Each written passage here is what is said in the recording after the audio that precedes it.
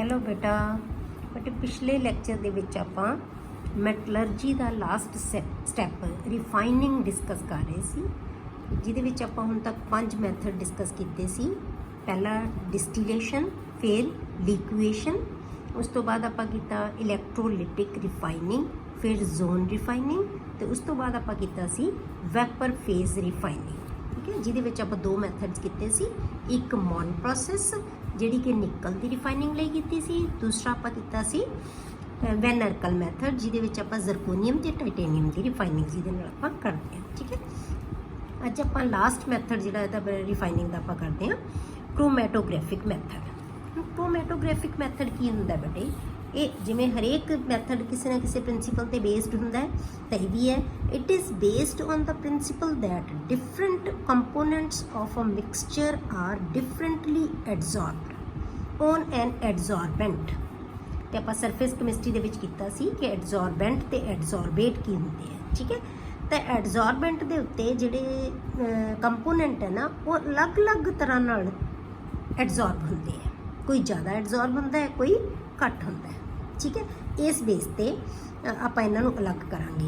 In column chromatography Al2O3 is used at adsorbent. ਜਿਹੜਾ ਆਪਾਂ aluminium oxide ਹੈ ਨਾ, ਜਿਹੜਾ ਇਹਨੂੰ ਆਪਾਂ ਕਾਲਮ ਕ੍ਰੋਮੈਟੋਗ੍ਰਾਫੀ ਦੇ ਵਿੱਚ ਇਹਨੂੰ ਆਪਾਂ ਜਿਹੜਾ ਐਡਜ਼ੋਰਬੈਂਟ ਦੀ ਤਰ੍ਹਾਂ ਵਰਤਦੇ ਹਾਂ, ਐਲੂਮੀਨੀਅਮ ਆਕਸਾਈਡ ਨੂੰ। ਠੀਕ ਹੈ, the mixture is taken in a suitable solvent. ਇੱਕ ਸੂਟੇਬਲ ਸੋਲਵੈਂਟ ਲੈਂਦੇ ਹਾਂ, ਐਡਜ਼ੋਰਬੈਂਟ ਤਾਂ ਇਹ ਲਿਆ ਆਪਾਂ। ਠੀਕ ਹੈ, ਐਂਡ ਮੂਵਡ ਥਰੂ ਦਾ ਐਡਜ਼ੋਰਬੈਂਟ, ਤੇ ਐਡਜ਼ੋਰਬੈਂਟ ਦੇ ਵਿੱਚੋਂ ਮੂਵ ਕਰਦੇ ਹਾਂ। ਐਡਜ਼ੋਰਬੈਂਟ ਇਹ ਲਿਆ, ਉਹਦੇ ਵਿੱਚ ਆਪਾਂ ਇੱਕ ਸੂਟੇਬਲ ਸੋਲਵੈਂਟ ਲਿਆ, ਜਿਹਦੇ ਵਿੱਚ ਉਹ ਕੰਪੋਨੈਂਟ ਜਾਣਗੇ। ਸੋਲਵੈਂਟ ਉਹਨਾਂ ਕੰਪੋਨੈਂਟ ਨੂੰ ਆਪਣੇ ਨਾਲ ਲੈ ਕੇ ਜਾਏਗਾ। ਠੀਕ ਹੈ, and moved through the adsorbent. Different components are adsorb at different levels on the column.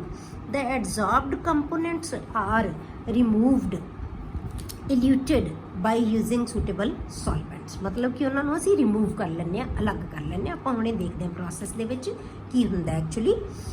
The weakly adsorbed component is removed first। ਜਿਹਦੀ ਐਡਜ਼ੋਰਪਸ਼ਨ ਜ਼ਿਆਦਾ ਨਹੀਂ ਹੁੰਦੀ, ਉਹ ਪਹਿਲਾਂ ਹੀ ਰਿਮੂਵ ਹੋ ਜਾਂਦਾ ਹੈ, ਨਿਕਲ ਜਾਂਦਾ ਹੈ। ਜਿਹੜਾ ਜ਼ਿਆਦਾ ਹੋਏਗਾ, ਉਸ ਤੋਂ ਜ਼ਿਆਦਾ ਹੋਏਗਾ, ਉਹ ਉਸ ਤੋਂ ਬਾਅਦ 'ਚ ਆਏਗਾ। ਜਿਹੜਾ ਸਭ ਤੋਂ ਜ਼ਿਆਦਾ ਐਡਜ਼ੋਰਬ ਹੁੰਦਾ ਹੈ, ਉਹ ਸਭ ਤੋਂ ਬਾਅਦ ਵਿੱਚ ਅਲੱਗ ਹੋਏਗਾ। This method is suitable for those elements which are available only in minute quantities. ਜਿਹੜੇ ਬਹੁਤ ਥੋੜ੍ਹੀ ਕੁਆਂਟਿਟੀ ਦੇ ਵਿੱਚ ਪ੍ਰੈਜ਼ੈਂਟ ਹੁੰਦੇ ਆ ਨਾ, ਜਿਹੜੇ ਕੰਪੋਨੈਂਟਸ ਬੇਟੇ, ਉਹਨਾਂ ਨੂੰ ਅਸੀਂ ਕ੍ਰੋਮੈਟੋਗ੍ਰਾਫੀ ਦੇ ਨਾਲ ਜਿਹੜਾ ਹੈਗਾ ਉਹ ਅਲੱਗ ਕਰ ਸਕਦੇ ਹਾਂ। ਠੀਕ ਹੈ, ਜਿਵੇਂ ਆਪਾਂ ਮੈਥਡ ਦੇਖੀਏ, ਤੁਸੀਂ ਇਹਦੇ ਵਿੱਚ ਦੇਖੋ, ਕ੍ਰੋਮੈਟੋਗ੍ਰਾਫੀ ਦਾ ਮੈਥਡ ਹੈ, ਤੇ ਇਹਦੇ ਵਿੱਚ ਕੀ ਹੁੰਦਾ ਹੈ? ਆਹ ਕੀ ਹੈ? ਐਡਜ਼ੋਰਬੈਂਟ ਹੈ। ਇਹ ਆਪਾਂ ਕੰਪੋਨੈਂਟ ਇਹਦੇ ਵਿੱਚ ਆ ਗਏ ਹੈ। ਇਹ ਕੰਪੋਨੈਂਟ ਜਾਣਗੇ ਜਿਨ੍ਹਾਂ ਨੂੰ ਅਸੀਂ ਅਲੱਗ ਕਰਨਾ ਹੈ। ਇਹ ਕੰਪੋਨੈਂਟਸ ਇੱਥੋਂ ਦੀ ਆਪਾਂ ਐਡ ਕਰਾਂਗੇ ਇਹਦੇ ਵਿੱਚ। ਠੀਕ ਹੈ, ਤਾਂ ਇਹ ਕੰਪੋਨੈਂਟਸ ਆ ਗਏ, ਇੱਥੇ ਅਸੀਂ ਕੰਪੋਨੈਂਟਸ ਨੂੰ ਐਡ ਕਰਤਾ ਹੈ। ਠੀਕ ਹੈ, ਫਿਰ ਇੱਥੋਂ ਦੀ ਅਸੀਂ ਇੱਕ ਸੋਲਵੈਂਟ ਪਾਵਾਂਗੇ ਜਿਹੜਾ ਇਹਨਾਂ ਨੂੰ ਲੈ ਕੇ ਜਾਏਗਾ। ਠੀਕ ਹੈ, ਤਾਂ ਹੀ ਅੱਗੇ ਮੂਵ ਕਰਨਗੇ। ਇਹ ਮੋਬਾਈਲ ਫੇਜ਼ ਆ ਗਿਆ। ਮੋਬਾਈਲ ਕਿਹੜਾ? ਸੋਲਵੈਂਟ। ਮੋਬਾਈਲ ਦਾ ਮਤਲਬ ਮੂਵ ਕਰੇਗਾ ਇਹਨਾਂ ਨੂੰ। ਇਹ ਦੇਖੋ ਤੁਸੀਂ ਅਲੱਗ-ਅਲੱਗ। ਇਹ ਸਭ ਤੋਂ ਘੱਟ ਐਡਜ਼ੋਰਬ ਹੁੰਦਾ, ਇਹ ਸਭ ਤੋਂ ਪਹਿਲਾਂ ਹੀ ਚਲਾ ਗਿਆ। ਤਾਂ ਇਹ ਕੀ ਹੈ? ਇਹ ਅਲੱਗ ਹੋ ਗਿਆ। ਹੁਣ ਅਸੀਂ ਦੂਸਰਾ ਕੰਪੋਨੈਂਟ ਅਲੱਗ ਕਰ ਲਾਂਗੇ। ਹੁਣ ਆਪਾਂ ਤੀਸਰਾ ਕੰਪੋਨੈਂਟ ਅਲੱਗ ਕਰ ਲਾਂਗੇ। ਸਾਰੇ ਕੰਪੋਨੈਂਟਸ ਹੈ ਜਿਹੜੇ ਉਹ ਕੀ ਹੋ ਗਏ? ਅਲੱਗ-ਅਲੱਗ ਹੋ ਗਏ। ਠੀਕ ਹੈ, ਤਾਂ ਆਪਾਂ ਇਹਦੇ ਵਿੱਚ ਕੀ ਲਿਆ ਬੇਟੇ ਕਿ ਜਿਹੜਾ ਉੱਪਰ ਵਾਲਾ ਸੀ ਸਾਡੇ ਕੋਲੇ, ਉਹ ਕੀ ਸੀਗਾ? ਇੱਕ ਸਟੇਸ਼ਨਰੀ ਫੇਜ਼ ਜਿਹੜਾ ਆਪਾਂ ਲਿਆ ਸੀ, ਵਿੱਚ ਲਿਆ ਹੋਇਆ, ਜਾਂ ਐਡਜ਼ੋਰਬੈਂਟ ਕਹਿ ਲੈਂਦੇ ਹਾਂ। ਉਹਦੇ ਵਿੱਚ ਆਪਾਂ ਕੀ ਪਾਇਆ? ਕੰਪੋਨੈਂਟ ਪਾਤੇ ਦੇ ਨਾਲ ਸੋਲਵੈਂਟ, ਜਿਹੜਾ ਉਹਨੂੰ ਮੋਬਾਈਲ ਫੇਜ਼ ਕਹਿ ਦਿੰਦੇ ਹਾਂ, ਜਿਹੜਾ ਉਹ ਉਹਨਾਂ ਨੂੰ ਨਾਲ ਲੈ ਕੇ ਜਾਏਗਾ। ਠੀਕ ਹੈ, ਇਹ ਮੈਥਡ ਸੀਗਾ ਬੇਟੇ ਰਿਫਾਈਨਿੰਗ ਦਾ ਅਗਲਾ ਮੈਥਡ। ਠੀਕ ਹੈ, ਹੁਣ ਬੇਟੇ ਉਸ ਤੋਂ ਬਾਅਦ ਆਪਾਂ ਇਹਦੇ ਜਿਹੜੇ ਜਿੰਨੇ ਵੀ ਮੈਥਡ ਆਪਾਂ ਮੈਟਲਰਜੀਕਲ ਆਪਰੇਸ਼ਨਸ ਕੀਤੇ ਆ, ਹੁਣ ਆਪਾਂ ਸਾਰਿਆਂ ਦਾ ਇੱਥੇ ਆਪਾਂ ਫਲੋ ਚਾਰਟ ਦੇਖਦੇ ਹਾਂ ਵੀ ਐਕਚੁਅਲੀ ਕੀ ਹੋਇਆ। Flow diagram for metallurgical processes. ਠੀਕ ਹੈ, ਕੀ ਹੋਇਆ ਪੂਰਾ ਆਪਾਂ ਦੇਖਦੇ ਹਾਂ। ਸਭ ਤੋਂ ਪਹਿਲਾਂ ਆਪਾਂ ਕੀ ਲਈ ਸੀ ਬੇਟੇ? ਔਰ ਨੂੰ ਆਪਾਂ ਕੀ ਕੀਤਾ? ਪਹਿਲਾ ਸਟੈਪ ਆਪਾਂ ਕੀ ਲਿਆ ਸੀ? ਕ੍ਰਸ਼ਿੰਗ ਐਂਡ ਗ੍ਰਾਈਂਡਿੰਗ ਆਫ ਦਾ ਔਰ। ਪਾਊਡਰ ਬਣਾਇਆ ਉਹਨੂੰ। ਫਿਰ ਪਾਊਡਰ ਔਰ ਦੇ ਵਿੱਚ ਆਪਾਂ ਸਟੈਪ 2 ਕੀਤਾ ਬੇਟੇ, ਉਹਦੀ ਕੰਸਨਟ੍ਰੇਸ਼ਨ ਕੀਤੀ। ਆਪਾਂ ਕੰਸਨਟ੍ਰੇਸ਼ਨ ਦੇ ਆਪਾਂ ਅਲੱਗ-ਅਲੱਗ ਮੈਥਡਸ ਕੀਤੇ ਸੀ। ਗ੍ਰੈਵੀਟੇਸ਼ਨਲ ਮੈਥਡ ਹੋ ਸਕਦਾ ਹੈ, ਮੈਗਨੈਟਿਕ ਸੈਪਰੇਸ਼ਨ ਹੈ, ਫੋਰਥ ਫਲੋਟੇਸ਼ਨ ਹੈ, ਲੀਚਿੰਗ। ਉਸ ਦੇ ਨਾਲ ਸਾਡੇ ਕੋਲੇ ਔਰ ਹੈ ਜਿਹੜੀ ਉਹ ਕੰਸਨਟ੍ਰੇਟ ਹੋ ਗਈ। ਉਹਦੀ ਅਮਾਊਂਟ ਵੱਧ ਗਈ, ਮਤਲਬ ਇੰਪਿਊਰਿਟੀਜ਼ ਰਿਮੂਵ, ਜਿਵੇਂ ਜਿਵੇਂ ਇੰਪਿਊਰਿਟੀਜ਼ ਰਿਮੂਵ ਹੁੰਦੀਆਂ ਜਾਣਗੇ ਔਰ ਕੰਸਨਟ੍ਰੇਟ ਹੁੰਦੀ ਜਾਏਗੀ। ਠੀਕ ਹੈ, ਉਸ ਤੋਂ ਬਾਅਦ ਆਪਾਂ ਅਗਲਾ ਸਟੈਪ ਕਰਦੇ ਹਾਂ ਬੇਟੇ ਕੰਸਨਟ੍ਰੇਟਡ ਓਰ ਤੋਂ ਫਿਰ ਆਪਾਂ ਕਰੂਡ ਮੈਟਲ ਡਿਟੈਕਟ ਕਰਨੀ ਸੀ। ਤੇ ਇਹਦੇ ਵਿੱਚ ਆਪਾਂ ਕਿਹਾ ਸੀ ਕਿ 2 ਮੈਥਡ ਆਪਾਂ ਕਰਾਂਗੇ। ਪਹਿਲਾਂ ਆਪਾਂ ਉਹਦੀ ਆਕਸੀਡੇਸ਼ਨ ਕਰਾਂਗੇ, ਉਸ ਤੋਂ ਬਾਅਦ ਉਹਦੀ ਆਪਾਂ ਰਿਡਕਸ਼ਨ ਕਰਾਂਗੇ। ਪਹਿਲਾਂ ਆਪਾਂ ਆਕਸੀਡੇਸ਼ਨ ਕੀਤੀ ਤਾਂ ਕੀ ਕੀਤਾ, ਕੈਲਸੀਨੇਸ਼ਨ ਰੋਸਟਿੰਗ ਕਰਤੀ। ਠੀਕ ਹੈ, ਕੈਲਸੀਨੇਸ਼ਨ ਕਿਹਦੇ ਵਿੱਚ ਕੀਤੀ ਸੀ ਬੇਟੇ ਆਪਾਂ, ਆਕਸਾਈਡ ਓਰ ਤੇ ਕਾਰਬੋਨੇਟ ਓਰ ਦੀ ਕਰਦੇ ਹਾਂ। ਰੋਸਟਿੰਗ ਕਿਹਨਾਂ ਦੀ ਕਰਦੇ ਹਾਂ ਬੇਟੇ, ਸਲਫਾਈਡ ਓਰਸ ਦੀ ਕਰਦੇ ਹਾਂ। ਠੀਕ ਹੈ, ਉਸ ਤੋਂ ਬਾਅਦ ਆਪਾਂ ਇਹਨਾਂ ਦੀ ਰਿਡਕਸ਼ਨ ਕੀਤੀ। ਰਿਡਕਸ਼ਨ ਕਿਹਦੇ ਨਾਲ ਕਰਦੇ ਹਾਂ ਆਪਾਂ, ਸਮੈਲਟਿੰਗ ਹੈ। ਸਮੈਲਟਿੰਗ ਕਿਹਨੂੰ ਕਿਹਾ ਸੀ ਬੇਟੇ ਆਪਾਂ, ਜਦੋਂ ਆਪਾਂ ਕਾਰਬਨ ਨਾਲ ਰਿਡਕਸ਼ਨ ਕਰਦੇ ਹਾਂ ਉਹਨੂੰ ਕੀ ਕਹਿੰਦੇ ਆ, ਸਮੈਲਟਿੰਗ। ਜਾਂ ਫਿਰ ਰਿਡਕਸ਼ਨ ਹਾਈਡਰੋਜਨ ਨਾਲ ਹੋ ਸਕਦੀ ਹੈ ਜਾਂ ਆਟੋ ਰਿਡਕਸ਼ਨ ਹੋ ਸਕਦੀ ਹੈ। ਯਾਦ ਹੈ ਕਿਹਦੇ 'ਚ ਹੋਈ ਸੀ ਆਟੋ ਰਿਡਕਸ਼ਨ, ਕਾਪਰ ਦੇ ਵਿੱਚ, ਜਦੋਂ ਕਾਪਰ ਤੇ ਸਲਫਾਈਡ ਤੇ ਕਾਪਰ ਦਾ ਆਕਸਾਈਡ ਆਪਸ 'ਚ ਕੰਬਾਈਨ ਹੋ ਕੇ ਕਾਪਰ ਬਣਾਤਾ ਸੀ ਤੇ ਸਲਫਰ ਡਾਈਆਕਸਾਈਡ ਬਾਹਰ ਨਿਕਲ ਗਈ ਸੀ। ਠੀਕ ਹੈ, ਤਾਂ ਆਟੋ ਰਿਡਕਸ਼ਨ ਹੋਈ ਸੀ ਜਾਂ ਰਿਡਕਸ਼ਨ ਵਿਦ ਐਲੂਮੀਨੀਅਮ। ਠੀਕ ਹੈ, ਇਹ ਰਿਡਕਸ਼ਨ ਦੇ ਮੈਥਡਸ ਹੈ। ਕਲੀਅਰ, ਤਾਂ ਸਾਡੇ ਕੋਲੇ ਕੀ ਆ ਗਈ ਰਿਡਕਸ਼ਨ ਤੋਂ ਬਾਅਦ, ਕਰੂਡ ਮੈਟਲ ਆ ਗਈ। ਕਰੂਡ ਮੈਟਲ ਕਿਹਨੂੰ ਕਹਿੰਦੇ ਆ, ਜਿਹਦੇ ਵਿੱਚ ਹਾਲੇ ਵੀ ਇੰਪਿਊਰਿਟੀਜ਼ ਹੈ। ਤਾਂ ਇਸ ਕਰੂਡ ਮੈਟਲ ਨੂੰ ਲਾਸਟ ਸਟੈਪ ਹੈ ਜਿਹੜਾ ਉਹ ਕੀ ਹੈ ਬੇਟੇ, ਉਹਦੀ ਰਿਫਾਈਨਿੰਗ ਹੈ। ਤਾਂ ਹੁਣ ਆਪਾਂ ਰਿਫਾਈਨਿੰਗ ਕਰਾਂਗੇ, ਚੌਥਾ ਸਟੈਪ। ਇਹਦੇ ਵਾਸਤੇ ਆਪਾਂ ਕੀ ਲੈਂਦੇ ਹਾਂ, ਡਿਸਟੀਲੇਸ਼ਨ ਹੈ, ਲਿਕੁਏਸ਼ਨ ਹੈ, ਇਲੈਕਟ੍ਰੋਲਿਟਿਕ ਰਿਫਾਈਨਿੰਗ ਹੈ, ਜ਼ੋਨ ਰਿਫਾਈਨਿੰਗ ਹੈ, ਵੈਪਰ ਫੇਜ਼ ਰਿਫਾਈਨਿੰਗ ਹੈ ਐਂਡ ਕ੍ਰੋਮੈਟੋਗ੍ਰਾਫਿਕ ਮੈਥਡ ਹੈ। ਇਹ ਸਾਰੇ ਜਿਹਦੇ ਅਕੋਰਡਿੰਗ ਕੋਈ ਵੀ ਕਰੂਡ ਮੈਟਲ ਕੀ ਪ੍ਰੋਪਰਟੀਜ਼ ਹੈ, ਕਿਹੋ ਜਿਹੀਆਂ ਉਹਦੇ ਵਿੱਚ ਇੰਪਿਊਰਿਟੀਜ਼ ਹੈ, ਉਹਨਾਂ ਦੀਆਂ ਕੀ ਪ੍ਰੋਪਰਟੀਜ਼ ਹੈ, ਉਹਨਾਂ ਦੇ ਬੇਸ ਤੇ ਆਪਾਂ ਇਹਨਾਂ 'ਚੋਂ ਕੋਈ ਵੀ ਮੈਥਡ ਯੂਜ਼ ਕਰ ਸਕਦੇ ਹਾਂ। ਤਾਂ ਇਹ ਮੈਥਡ ਯੂਜ਼ ਕਰਨ ਤੋਂ ਬਾਅਦ ਸਾਡੇ ਕੋਲੇ ਕੀ ਆ ਜਾਏਗੀ ਬੇਟੇ, ਪਿਓਰ ਮੈਟਲ ਆ ਜਾਏਗੀ। ਠੀਕ ਹੈ, ਇਹ ਬੇਟੇ ਤੁਹਾਡੇ ਪੂਰੀ ਮੈਟਲਰਜੀਕਲ ਆਪਰੇਸ਼ਨ ਦੇ ਸਾਰੇ ਸਟੈਪਸ ਆ ਗਏ ਕਿ ਕਿਵੇਂ ਆਪਾਂ ਜਿਹੜੀ ਹੈਗੀ ਹੈ ਮੈਟਲ ਐਕਸਟ੍ਰੈਕਟ ਕਰਦੇ ਹਾਂ ਉਹਦੀ ਓਰ ਤੋਂ। ਹੁਣ ਇਹਦੀਆਂ ਐਪਲੀਕੇਸ਼ਨਸ ਬੇਟੇ, ਹੁਣ ਐਪਲੀਕੇਸ਼ਨਸ ਕੀ ਹੈ ਕਿ ਅਸੀਂ ਕੋਈ ਓਰਸ ਨੂੰ ਐਕਸਟ੍ਰੈਕਟ ਕਰਾਂਗੇ। ਠੀਕ ਹੈ, ਆਪਾਂ 4 ਐਪਲੀਕੇਸ਼ਨਸ ਕਰਾਂਗੇ। 4 ਓਰਸ ਤੋਂ ਆਪਾਂ ਜਿਹੜੀਆਂ ਮੈਟਲਸ ਹੈ ਐਕਸਟ੍ਰੈਕਟ ਕਰਾਂਗੇ। ਕਿਹੜੀਆਂ ਕਿਹੜੀਆਂ ਆਪਾਂ ਕਰਨੀਆਂ, ਜ਼ਿੰਕ ਕਰਨਾ ਹੈ, ਕਾਪਰ, ਆਇਰਨ ਤੇ ਆਪਾਂ ਕਰਨੀ ਹੈ ਜ਼ਿੰਕ, ਆਇਰਨ, ਕਾਪਰ ਤੇ ਐਲੂਮੀਨੀਅਮ। 4 ਮੈਟਲਸ ਹੈ ਜਿਹੜੀਆਂ ਉਹਨਾਂ ਦੀ ਐਕਸਟ੍ਰੈਕਸ਼ਨ ਹੈ ਤੁਹਾਡੇ ਸਿਲੇਬਸ 'ਚ। ਆਪਾਂ ਪਹਿਲਾਂ ਕਰਦੇ ਹਾਂ ਐਕਸਟ੍ਰੈਕਸ਼ਨ ਆਫ ਆਇਰਨ। ਇਹਦੇ ਵਾਸਤੇ ਹੁਣ ਇਹ 'ਚ ਕੀ ਹੈ, ਪਹਿਲਾਂ ਆਪਾਂ ਇਹਦੀ ਕੰਸਨਟ੍ਰੇਸ਼ਨ ਕਰਾਂਗੇ, ਫਿਰ ਆਪਾਂ ਉਹਦੀ ਜਿਹੜੀ ਕਰੂਡ ਮੈਟਲ ਕੱਢਾਂਗੇ, ਫਿਰ ਉਸ ਤੋਂ ਬਾਅਦ ਆਪਾਂ ਉਹਦੀ ਰਿਫਾਈਨਿੰਗ ਕਰਾਂਗੇ। ਠੀਕ ਹੈ, it is usually extracted from its oxide ore. ਸਭ ਤੋਂ ਪਹਿਲਾਂ ਤਾਂ ਸਾਨੂੰ ਇਹ ਪਤਾ ਹੋਵੇ ਕਿ ਉਹਦੀ ਓਰ ਹੈ ਕਿਹੜੀ, ਕਿਉਂਕਿ ਫਿਰ ਉਹੀ ਜਿਹੀ ਅਸੀਂ ਉਹਦੇ ਵਾਸਤੇ ਮੈਥਡ ਯੂਜ਼ ਕਰਾਂਗੇ। ਠੀਕ ਹੈ, ਤਾਂ ਇਹਨੂੰ ਆਕਸਾਈਡ ਓਰ ਤੋਂ ਐਕਸਟ੍ਰੈਕਟ ਕੀਤਾ ਜਾਂਦਾ ਹੈ, ਜਿਹਨੂੰ ਅਸੀਂ ਕਹਿੰਦੇ ਹਾਂ ਹੈਮੇਟਾਈਟ। ਠੀਕ ਹੈ, oxide ore is concentrated by gravity separation, ਕਿਉਂਕਿ ਸਾਨੂੰ ਪਤਾ ਹੈ ਕਿ ਆਇਰਨ ਹੈ ਜਿਹੜੀ ਕੀ ਹੈ, ਹੈਵੀ ਹੁੰਦੀ ਹੈ। ਠੀਕ ਹੈ, ਤਾਂ ਗ੍ਰੈਵਿਟੀ ਸੈਪਰੇਸ਼ਨ ਹੈ ਬੇਟੇ, ਇਹਦੇ ਨਾਲ ਅਸੀਂ ਜਿਹੜੀ ਆਇਰਨ ਹੈ ਉਹਨੂੰ ਕੰਸਨਟ੍ਰੇਟ ਕਰਾਂਗੇ ਗ੍ਰੈਵਿਟੀ ਮੈਥਡ ਦੇ ਨਾਲ। ਗ੍ਰੈਵਿਟੀ ਸੈਪਰੇਸ਼ਨ ਮੈਥਡ ਦੇ ਨਾਲ ਆਪਾਂ ਕੀ ਕਰਾਂਗੇ, ਇਹਨੂੰ ਕੰਸਨਟ੍ਰੇਟ ਕਰ ਲਾਂਗੇ। ਫਿਰ ਕੰਸਨਟ੍ਰੇਟਡ ਓਰ ਨੂੰ ਆਪਾਂ ਕੀ ਕਰਾਂਗੇ ਬੇਟੇ, ਕੈਲਸਾਈਨ ਕਰਾਂਗੇ, ਕੈਲਸੀਨੇਸ਼ਨ ਕਰਾਂਗੇ ਉਹਦੀ। ਕਿਉਂ ਕੈਲਸੀਨੇਸ਼ਨ ਕਰਦੇ ਹਾਂ, ਕਿਉਂਕਿ ਆਪਾਂ ਕਿਹਾ ਸੀ ਕਿ ਆਕਸਾਈਡ ਓਰ ਦੀ ਆਪਾਂ ਕੀ ਕਰਦੇ ਹਾਂ, ਕੈਲਸੀਨੇਸ਼ਨ ਕਰਦੇ ਹਾਂ। ਕਿਉਂਕਿ ਸਾਡੀ ਆਕਸਾਈਡ ਓਰ ਹੈ, ਇਸ ਕਰਕੇ ਰੋਸਟਿੰਗ ਨਹੀਂ ਅਸੀਂ ਕਰਾਂਗੇ, ਕੀ ਕਰਾਂਗੇ, ਕੈਲਸੀਨੇਸ਼ਨ ਕਰਾਂਗੇ। Concentrated ore is calcined to remove water to decompose carbonates. ਜੇ ਉਹਦੇ ਵਿੱਚ ਕੋਈ ਕਾਰਬੋਨੇਟਸ ਵੀ ਹੋਣਗੇ ਉਹ ਵੀ ਡੀਕੰਪੋਜ਼ ਹੋਣਗੇ ਤੇ ਨਾਲੇ ਵਾਟਰ ਹੈ ਜਿਹੜਾ ਉਹ ਰਿਮੂਵ ਹੋ ਜਾਏਗਾ। ਠੀਕ ਹੈ, ਤਾਂ ਕੈਲਸੀਨੇਸ਼ਨ ਤੋਂ ਬਾਅਦ ਹੁਣ ਆਪਾਂ ਕੀ ਕਰਾਂਗੇ ਬੇਟੇ, ਕੈਲਸੀਨੇਸ਼ਨ ਤੋਂ ਬਾਅਦ ਆਪਣਾ ਅਗਲਾ ਸਟੈਪ ਕੀ ਹੁੰਦਾ ਹੈ, ਉਹਦੀ ਰਿਡਕਸ਼ਨ ਕਰਦੇ ਹਾਂ ਆਪਾਂ। ਦ ਕੈਲਸਾਈਨਡ ਓਰ ਇਜ਼ ਰਿਡਿਊਸਡ ਵਿਦ ਕਾਰਬਨ। ਤੇ ਜੇ ਅਸੀਂ ਕਾਰਬਨ ਨਾਲ ਰਿਡਕਸ਼ਨ ਕਰਦੇ ਹਾਂ ਤਾਂ ਉਹਨੂੰ ਅਸੀਂ ਕੀ ਕਹਿੰਦੇ ਹਾਂ ਬੇਟੇ, ਸਮੈਲਟਿੰਗ। ਉਹ ਕੀ ਹੁੰਦੀ ਹੈ, smelting. Clear, the oxide ore of iron is mixed with ਲਾਈਮਸਟੋਨ।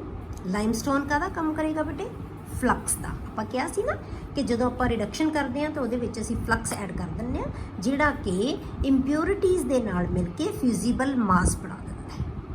ਠੀਕ ਹੈ, ਜਿਹਨੂੰ ਅਸੀਂ ਸਲੈਗ ਕਹਿੰਦੇ ਹਾਂ। ਤਾਂ ਸਲੈਗ ਬਣਾਉਣ ਵਾਸਤੇ ਅਸੀਂ ਉਹਦੇ ਵਿੱਚ ਲਾਈਮਸਟੋਨ ਐਡ ਕੀਤਾ। ਹੁਣ ਲਾਈਮਸਟੋਨ ਨਹੀਂ ਕਰੇਗਾ ਫਲਕਸ ਦਾ ਕੰਮ, ਕੌਣ ਕਰੇਗਾ, ਕੈਲਸ਼ੀਅਮ ਆਕਸਾਈਡ, ਜਿਹੜਾ ਕਿ ਲਾਈਮਸਟੋਨ ਦੇ ਟੁੱਟਣ ਤੋਂ ਜਾਂ ਡੀਕੰਪੋਜੀਸ਼ਨ ਤੋਂ ਬਾਅਦ ਬਣੇਗਾ। ਜਿਹੜੀ ਫਰਨੇਸ ਦੇ ਵਿੱਚ ਆਪਾਂ ਇਹ ਪ੍ਰੋਸੈਸ ਕਰਾਂਗੇ ਨਾ ਪੂਰੀ ਰਿਡਕਸ਼ਨ ਦੀ, ਉਹਦੇ ਵਿੱਚ ਲਾਈਮਸਟੋਨ ਹੈ, ਕੈਲਸ਼ੀਅਮ ਕਾਰਬੋਨੇਟ, ਇਹ ਡੀਕੰਪੋਜ਼ ਹੋ ਕੇ ਕੀ ਬਣਾਏਗਾ, ਕੈਲਸ਼ੀਅਮ ਆਕਸਾਈਡ, ਤੇ ਉਹ ਸਾਡਾ ਫਲਕਸ ਦਾ ਕੰਮ ਕਰੇਗਾ। ਤਾਂ ਆਪਾਂ ਕੀ ਕਰਿਆ, ਆਇਰਨ ਦੀ ਓਰ ਲੈ ਲਈ, ਉਹਦੇ ਵਿੱਚ ਆਪਾਂ ਲਾਈਮਸਟੋਨ ਐਡ ਕਰਤਾ, ਵਿੱਚ ਆਪਾਂ ਕੋਕ ਐਡ ਕੀਤਾ। ਠੀਕ ਹੈ, 3 ਚੀਜ਼ਾਂ ਆਪਾਂ ਲਈਆਂ, ਇੱਕ ਓਰ, ਇੱਕ ਲਾਈਮਸਟੋਨ ਤੇ ਇੱਕ ਕੋਕ। ਇਹਨਾਂ ਨੂੰ ਅਸੀਂ ਕਹਿੰਦੇ ਆ ਚਾਰਜ, ਠੀਕ ਹੈ, ਚਾਰਜ ਕਿਹਾ ਜਾਂਦਾ ਹੈ। ਇਹ ਫਰਨੈਸ ਦੇ ਵਿੱਚ ਆਪਾਂ ਇਹਨਾਂ ਨੂੰ ਹੀਟ ਕਰਦੇ ਆ and fed into a blast furnace from its top. ਹੁਣ ਆਪਾਂ ਜਿਹੜੇ reactions the following reactions take place in the blast furnace at different zones of temperature. ਹੁਣ ਅਲੱਗ-ਅਲੱਗ ਜ਼ੋਨ ਦੇ ਵਿੱਚ ਅਲੱਗ-ਅਲੱਗ ਰਿਐਕਸ਼ਨਸ ਹੈ ਜਿਹੜੇ ਉਹ ਹੁੰਦੇ ਆ। ਹੁਣ ਆਪਾਂ ਕਿਵੇਂ ਇਹਨਾਂ ਨੂੰ ਡਿਸਕਸ ਕਰਦੇ ਹਾਂ ਬੇਟੇ, ਇਹ ਬਲਾਸਟ ਫਰਨੈਸ ਹੈ ਜਿਹਦੇ ਵਿੱਚ ਆਪਾਂ ਆਇਰਨ ਹੈ ਜਿਹੜਾ ਉਹਨੂੰ ਐਕਸਟ੍ਰੈਕਟ ਕਰਦੇ ਹਾਂ, ਠੀਕ ਹੈ, ਇੱਥੋਂ ਆਪਾਂ ਐਕਸਟ੍ਰੈਕਟ ਕਰਾਂਗੇ। ਇਹਦੇ ਵਿੱਚ ਉੱਪਰੋਂ ਕੀ ਕਰਦੇ ਹਾਂ ਬੇਟੇ, ਸਭ ਤੋਂ ਪਹਿਲਾਂ ਆਪਾਂ ਕੀ ਕਰਦੇ ਹਾਂ, ਇਹਦੇ ਵਿੱਚ ਆਪਾਂ ਐਡ ਕੀਤਾ ਚਾਰਜ। ਤਾਂ ਆਪਾਂ ਚਾਰਜ ਕੀ ਹੈ ਸਾਡੇ ਕੋਲੇ, ਆਪਾਂ ਪਾਇਆ ਔਰ, ਲਾਈਮਸਟੋਨ ਐਂਡ ਕੋਕ ਟੌਪ ਤੋਂ। ਆਪਾਂ ਇਹੀ ਕਿਹਾ ਸੀ ਨਾ ਕਿ ਟੌਪ ਤੋਂ ਅਸੀਂ ਐਡ ਕਰਦੇ ਹਾਂ, ਇਹ ਅਸੀਂ ਟੌਪ ਤੋਂ ਇਹਦੇ ਵਿੱਚ ਪਾ ਰਹੇ ਹਾਂ, ਇਹ ਚਾਰਜ ਨੀਚੇ ਜਾਈ ਜਾਂਦਾ ਹੈ। ਹੁਣ ਇੱਥੋਂ ਸਾਡੇ ਕੋਲੇ ਕੀ ਹੈ, ਇੱਥੇ ਕੋਕ ਹੈ ਜਿਹੜਾ ਉਹ ਜਲੇਗਾ। ਜਦੋਂ ਕੋਕ ਜਲੇਗਾ ਤਾਂ ਇੱਥੇ ਲੋਅਰ ਪੋਰਸ਼ਨ ਦੇ ਉੱਤੇ ਜਿਹੜਾ ਬੇਟੇ ਟੈਂਪਰੇਚਰ ਆ ਉਹ ਸਭ ਤੋਂ ਵੱਧ ਹੋਏਗਾ ਫਲਾਸਕ ਦੇ ਵਿੱਚ, ਇਹਨਾਂ ਦਾ ਫਰਨੇਸ ਦੇ ਵਿੱਚ ਸਭ ਤੋਂ ਵੱਧ ਜਿਹੜਾ ਹੈਗਾ ਟੈਂਪਰੇਚਰ ਇੱਥੇ ਹੋਏਗਾ। ਤੇ ਹੁਣ ਜਿਵੇਂ ਜਿਵੇਂ ਹੀਟ ਉੱਪਰ ਨੂੰ ਜਾਏਗੀ ਟੈਂਪਰੇਚਰ ਘਟਦਾ ਜਾਏਗਾ, ਠੀਕ ਹੈ। ਤਾਂ ਉੱਪਰ ਵਾਲਾ ਪੋਰਸ਼ਨ ਹੈ ਜਿਹੜਾ ਉਹ ਕੀ ਹੈ, ਸਭ ਤੋਂ ਘੱਟ ਹੀਟ ਵਾਲਾ ਪੋਰਸ਼ਨ ਹੈ। ਫਿਰ ਉਸ ਤੋਂ ਸੈਂਟਰ 'ਚ ਮੀਡੀਅਮ ਜਿਹੀ ਹੀਟ ਹੋਏਗੀ, ਸਭ ਤੋਂ ਨੀਚੇ ਜਿਹੜਾ ਟੈਂਪਰੇਚਰ ਉਹ ਕੀ ਹੈ, ਬਹੁਤ ਜ਼ਿਆਦਾ ਹੋਏਗਾ। ਹੁਣ ਇਹ ਅਲੱਗ-ਅਲੱਗ ਟੈਂਪਰੇਚਰ ਦੇ ਉੱਤੇ ਕੀ ਪ੍ਰੋਸੈਸਿਸ ਹੁੰਦੀਆਂ। ਹੁਣ ਤੁਸੀਂ ਇਹ ਦੇਖ ਲਓ, ਇਹਦੇ 'ਚ ਇਹ ਘੱਟ ਟੈਂਪਰੇਚਰ ਵਾਲਾ ਪਾਰਟ ਹੈ, ਇਹ ਉਸ ਤੋਂ ਵੱਧ ਵਾਲਾ, ਨੀਚੇ ਸਭ ਤੋਂ ਵੱਧ ਵਾਲਾ। ਹੁਣ ਨੀਚੇ ਕੀ ਹੁੰਦਾ ਬੇਟੇ, ਤੁਹਾਡੇ ਕੋਲੇ ਦੋ ਓਪਨਿੰਗਸ ਰੱਖੀਆਂ ਗਈਆਂ, ਇੱਕ ਉੱਪਰ ਇਕੱਠੀ ਹੁੰਦੀ ਹੈ ਚੀਜ਼, ਇਹਨੂੰ ਆਪਾਂ ਇੱਧਰ ਓਪਨਿੰਗ ਹੈ, ਇਹ ਆਏਗਾ ਤੁਹਾਡੇ ਕੋਲੇ ਬੇਟੇ ਸਲੈਗ, ਜਿਹੜਾ ਇੰਪਿਓਰਿਟੀਜ਼ ਤੇ ਜਿਹੜਾ ਆਪਾਂ ਉੱਪਰ ਲਾਈਮਸਟੋਨ ਐਡ ਕੀਤਾ ਸੀ ਉਹਦੇ ਵਿੱਚੋਂ ਕੈਲਸ਼ੀਅਮ ਆਕਸਾਈਡ ਬਣ ਜਾਏਗਾ। ਕੈਲਸ਼ੀਅਮ ਆਕਸਾਈਡ ਤੇ ਜਿਹੜੀਆਂ ਇੰਪਿਓਰਿਟੀਜ਼ ਮਿਲ ਕੇ ਜੋ ਸਲੈਗ ਬਣੇਗਾ ਨਾ, ਉਹ ਕਿਉਂਕਿ ਹਲਕਾ ਹੁੰਦਾ ਹੈ, ਪਿਘਲਿਆ ਹੋਇਆ ਹੁੰਦਾ ਹੈ, ਉਹ ਮੈਟਲ ਦੇ ਉੱਪਰ ਉਹਦੀ ਲੇਅਰ ਬਣ ਜਾਏਗੀ, ਉਹਨੂੰ ਅਸੀਂ ਅਲੱਗ ਨਿਤਾਰ ਲਾਂਗੇ। ਨੀਚੇ ਜਿਹੜੀ ਤੁਹਾਡੇ ਕੋਲੇ ਹੈਵੀ ਮੈਟਲ ਹੈ ਜਿਹੜੀ ਉਹ ਇਹ ਵੀ ਤੁਹਾਡੇ ਕੋਲੇ ਲਿਕੁਇਡ ਫਾਰਮ 'ਚ ਹੋਏਗੀ, ਉਹਨੂੰ ਅਸੀਂ ਅਲੱਗ ਲੈ ਲਾਂਗੇ। ਇਸ ਮੈਟਲ ਨੂੰ ਜਿਹੜੀ ਤੁਹਾਨੂੰ ਇੱਥੋਂ ਐਕਸਟ੍ਰੈਕਟ ਹੋਏਗੀ ਨਾ, ਉਹਨੂੰ ਅਸੀਂ ਕਹਿੰਦੇ ਆ ਪਿਗ ਆਇਰਨ। ਤਾਂ ਕਿਹੜੀ ਆਇਰਨ ਹੈ ਇਹ, ਪਿਗ ਆਇਰਨ ਕਹਿੰਦੇ ਆ ਅਸੀਂ। ਹੁਣ ਇਹਦੇ ਵਿੱਚ ਜਿਹੜੇ ਬੇਟੇ ਤੁਹਾਡੇ ਕੋਲੇ ਜਿਹੜੇ ਰਿਐਕਸ਼ਨਸ ਹੈ ਨਾ, ਉਹ ਆਪਾਂ ਹੁਣ ਦੇਖਦੇ ਹਾਂ ਅਲੱਗ-ਅਲੱਗ। ਹੁਣ ਇਹ ਤੁਸੀਂ ਇਹਨੂੰ ਦੇਖ ਲਓ ਵੀ ਕਿਹੜੇ ਪੋਰਸ਼ਨ ਦੇ ਉੱਤੇ ਟੈਂਪਰੇਚਰ ਕਿੰਨਾ ਹੈ। ਹੁਣ ਆਪਾਂ ਇੱਥੋਂ ਇਹਦੇ ਰਿਐਕਸ਼ਨਸ ਕਰਦੇ ਹਾਂ ਕਿ ਕਿਹੜੇ ਰਿਐਕਸ਼ਨਸ ਕਿਹੜੇ ਟੈਂਪਰੇਚਰ ਦੇ ਉੱਤੇ ਹੁੰਦੇ ਆ। ਸਭ ਤੋਂ ਪਹਿਲਾਂ ਬੇਟੇ ਸਭ ਤੋਂ ਉੱਪਰ ਵਾਲੇ ਪੋਰਸ਼ਨ 'ਚ, ਜਿਹੜਾ ਉੱਪਰ ਵਾਲਾ ਪੋਰਸ਼ਨ ਹੈ ਨਾ, ਉੱਥੇ ਕੀ ਰਿਐਕਸ਼ਨ ਹੁੰਦਾ ਹੈ, 500 to 800 ਕੈਲਵਿਨ ਤੇ ਜਿਹੜੇ ਟੈਂਪਰੇਚਰ ਦੇ ਉੱਤੇ ਰਿਐਕਸ਼ਨਸ ਹੋਣਗੇ। ਬੇਟਾ ਜਿਹੜਾ ਆਇਰਨ ਦਾ ਆਕਸਾਈਡ ਹੈ ਉਹ CO ਨਾਲ, ਕਿਉਂਕਿ ਆਪਾਂ ਕੋਕ ਪਾਇਆ ਸੀ, ਆਕਸੀਜਨ ਨਾਲ ਮਿਲ ਕੇ ਉਹਨੇ ਕੀ ਬਣਾ ਲਿਆ, C। ਹੁਣ CO ਕੀ ਹੈ ਬੇਟੇ, ਰਿਡਿਊਸਿੰਗ ਏਜੰਟ ਹੈ। ਇਹਦੇ ਨਾਲ ਰਿਡਿਊਸਿੰਗ ਏਜੰਟ ਇਹਦੇ ਨਾਲ ਰਿਐਕਟ ਕਰੇਗਾ ਤਾਂ ਇਹਨੇ ਕੀ ਕਰਨਾ ਹੈ, ਇਹਨੂੰ Fe3O4 ਦੇ ਵਿੱਚ ਕਨਵਰਟ ਕਰ ਦੇਣਾ। ਹੁਣ Fe3O4 ਕਿਵੇਂ ਬਣਦਾ ਬੇਟੇ, Fe2O3 ਤੇ FeO ਉਹ ਆਪਸ 'ਚ ਕੰਬਾਈਨ ਹੋ ਜਾਂਦੇ ਆ, ਉਹ ਬਣ ਕੇ ਕੀ ਬਣ ਜਾਂਦਾ, Fe3 ਤੇ O4, FeO ਇਹਦੇ ਵਿੱਚ ਐਡ ਹੋ ਜਾਏਗਾ ਤੇ ਨਾਲ ਕੀ ਆ ਗਿਆ, CO2 ਬਣ ਗਿਆ, ਠੀਕ ਹੈ। ਹੁਣ Fe3O4 ਹੈ ਜਿਹੜਾ ਉਹ ਫੇਰ ਫਰਦਰ CO ਨਾਲ ਰਿਐਕਟ ਕਰੇਗਾ ਤਾਂ ਉਹ ਕੀ ਬਣਾ ਦੇਗਾ, Fe ਐਂਡ CO2, ਠੀਕ ਹੈ। ਹੁਣ ਜਾਂ Fe2O3 ਵੀ ਸਿੱਧਾ CO ਨਾਲ ਰਿਐਕਟ ਕਰਕੇ FeO ਵੀ ਬਣਾ ਸਕਦਾ ਹੈ, ਇਹ ਇਹਦੇ ਨਾਲ ਰਿਐਕਟ ਕਰਕੇ Fe3O4 ਵੀ ਬਣਾ ਸਕਦਾ ਹੈ, ਜਾਂ ਇਹ ਸਿੱਧਾ ਜਿਹੜਾ ਇਹਦੇ ਨਾਲ CO ਨਾਲ ਰਿਐਕਟ ਕਰਕੇ FeO ਵੀ ਬਣਾ ਸਕਦਾ ਹੈ। ਮਤਲਬ ਤੁਹਾਡੇ ਕੋਲੇ FeO ਵੀ ਆ ਗਿਆ, Fe3O4 ਵੀ ਆ ਗਿਆ, Fe ਵੀ ਆ ਗਿਆ, ਨਾਲ ਕੀ ਬਣ ਰਹੀ ਹੈ, ਕਾਰਬਨ ਡਾਈਆਕਸਾਈਡ, ਠੀਕ ਹੈ। ਇਹ ਉੱਪਰ ਵਾਲੇ ਪੋਰਸ਼ਨ ਤੇ। ਉਸ ਤੋਂ ਥੋੜੀ ਜਿਹੀ ਨੀਚੇ ਵਾਲੀ ਜਿਹੜਾ ਪੋਰਸ਼ਨ ਆਪਾਂ ਲੈਂਦੇ ਆ, ਉੱਥੇ ਆ ਕੇ ਤੁਹਾਡੇ ਕੋਲੇ ਕੀ ਆ ਜਾਂਦਾ ਬੇਟੇ, ਐਟ 900 to 1500 ਕੈਲਵਿਨ ਤੱਕ ਟੈਂਪਰੇਚਰ ਜਿਹੜਾ ਹੈਗਾ, ਉੱਥੇ ਕੀ ਰਿਐਕਸ਼ਨ ਹੁੰਦਾ ਬੇਟਾ, ਤਾਂ ਉੱਥੇ ਕੀ ਹੁੰਦਾ, ਕਾਰਬਨ ਹੈ ਜਿਹੜੀ, ਮਤਲਬ ਅਸਲ 'ਚ ਤਾਂ ਸ਼ੁਰੂ ਇੱਥੋਂ ਹੀ ਹੁੰਦਾ ਨਾ, ਕਾਰਬਨ ਜਲਦੀ ਹੈ ਪਹਿਲਾਂ, ਉਹ ਬਣਾਏਗਾ ਜਿਹੜਾ CO, ਠੀਕ ਹੈ। ਤਾਂ ਕਾਰਬਨ C plus CO2 ਤਾਂ ਕੀ ਬਣਾਏਗਾ, CO ਬਣ ਜਾਏਗਾ। ਇਹ CO ਬਣਾਇਆ ਜਿਹੜਾ ਉੱਪਰ ਜਾ ਕੇ ਇਹ ਉਹਨਾਂ ਨਾਲ ਰਿਐਕਟ ਕਰੇਗਾ, ਕਿਉਂਕਿ ਗੈਸ ਹੈ, ਗੈਸ ਤਾਂ ਉੱਪਰ ਜਾਈ ਜਾਏਗੀ, ਠੀਕ ਹੈ। ਤਾਂ ਉੱਪਰ ਜਾ ਕੇ ਉਹਨਾਂ ਨਾਲ ਰਿਐਕਟ ਕਰ ਰਿਹਾ ਸੀ। FeO ਹੈ ਜਿਹੜਾ ਬੇਟੇ, ਉਹ ਵੀ CO ਨਾਲ ਰਿਐਕਟ ਕਰਕੇ ਕੀ ਬਣਾ ਲੇਗਾ, Fe plus CO2, ਉਹ CO2 'ਚ ਕਨਵਰਟ ਹੋ ਜਾਏਗਾ। ਹੁਣ ਇਸੇ ਥਾਂ ਤੇ ਸਲੈਗ ਵੀ ਬਣਦਾ ਹੈ, ਇਸੇ ਮਤਲਬ ਟੈਂਪਰੇਚਰ ਦੇ मतलब विच वाले टैंपरेचर ते, ना बहुत ज़्यादा ते ना बहुत घट टैंपरेचर। इत्थे की हुंदा बेटे, जिहड़ा आपां उप्पर पाया सी, आपां किहा सी ओर पाई है, कैल्शियम कार्बोनेट पाया या लाइमस्टोन जिहनूं आपां किहा सी, ते नाल आपां कोक पाया सी। तो हुण इत्थे की है, कैल्शियम कार्बोनेट है ना बेटे, जिहड़ा ये डीकंपोज हो जाएगा क्योंकि टैंपरेचर बहुत है। डीकंपोज होके इहने की बना लेना, कैल्शियम ऑक्साइड एंड CaO। हुण ये कैल्शियम ऑक्साइड है ना जिहड़ा, ये फ्लक्स का काम करेगा, ये इंप्योरिटी दे नाल कंबाइन होएगा। CaO प्लस SiO2, SiO2 की है, इंप्योरिटी है, सिलिका, ये नाल कंबाइन होके इहने की बना लेना पहले कैल्शियम सिलिकेट, जिन्हों आप स्लैग कह देंगे। ये नीचे है जिहड़ा, ये अपनी लेयर बनाई, हल्का है तो मैटल के उपर कलैक्ट हो जाएगा, ठीक है। हुण इत्थों जिहड़ी अपने कोले आयरन, आपां देखिया सी नीचे कि कित्थे आयरन असीं कलैक्ट कर रहे सी, स्लैग दे नीचे। The iron obtained from blast furnace contains 4% carbon. तो जे तुहानूं पुछ लवे कि जिन्ने % कार्बन हुंदा जिहड़ी असीं एक्सट्रैक्ट करते हैं आयरन, तो उहदे च कितना हुंदा है, 4% कार्बन हुंदा है एंड अदर इंप्योरिटीज़, ठीक है। This is known as pig iron. इहनूं की कहने आ, पिग आयरन। पिग आयरन किहड़ी हुंदी है बेटे, जिहदे विच 4% है जिहड़ी कार्बन हुंदा है, ते होर इंप्योरिटीज़ होर भी हुंदियां, तां ही तो फिर सानूं इहदी रिफाइनिंग करनी पैंदी है। ये साडे कोले क्रूड मैटल आएगी, ठीक है, फिर आपां इहदी रिफाइनिंग करते रहंदे हां। उस तो बाद आ गया बेटे तुहाडे कोले कास्ट आयरन। हुण कास्ट आयरन है ना जिहड़ी, ये पिग आयरन तो डिफरेंट हुंदी है, ठीक है, ये तो डिफरेंट होंगी है। हुण आपां की करते हैं, ये किवें बनावांगे आपां, it is made by melting pig iron. हुण पिग आयरन नूं आपां मेल्ट कर दिंदे आ with scrap iron and coke using hot air blast. फिर उहनूं उवें ही गर्म करते हैं असीं कोक ते स्क्रैप आयरन दे नाल, ठीक है। तां इहनूं पिग आयरन है जिहड़ी ओह मेल्ट हो जाएगी, उहनूं मेल्ट कर देना आपां, ठीक है। It has lower carbon content. इतने कार्बन 4% सी, ये अबाउट 3% रह जाएगा, मतलब कि कार्बन का कंटेंट घट जाएगा, उहदे नालों प्यूरीफाई हो गई, उहदे नालों प्योरिटी यदि ज़्यादा होएगी कास्ट आयरन की। It is extremely hard and brittle. जिहड़ी मर्जी शेप च दो, जो मर्जी चीज़ असीं बना सकते हैं। पिग आयरन नूं भी कास्ट कर सकते हैं, जिहड़ी मर्जी शेप के विच इहनूं भी आपां कास्ट कर सकते हैं, ठीक है। बाद बेटे आपां की करते हैं, फिर उस तो बाद आपां तीसरी फॉर्म है जिहड़ी, वो है रॉट आयरन, जिन्हों असीं प्योरेस्ट फॉर्म कहते हैं, ठीक है, रॉट आयरन। हुण रॉट आयरन है जिहड़ी पिग आयरन ते कास्ट आयरन तो डिफरेंट है। पिग आयरन तो बाद आपां की बनाई कास्ट आयरन, कास्ट आयरन उस तो प्योर सी, हुण आपां बनावांगे wrought iron. It is purest form of commercial iron. Commercial iron की प्योरेस्ट फॉर्म है जिहड़ी, उहनूं आपां की कहने आ, रॉट आयरन।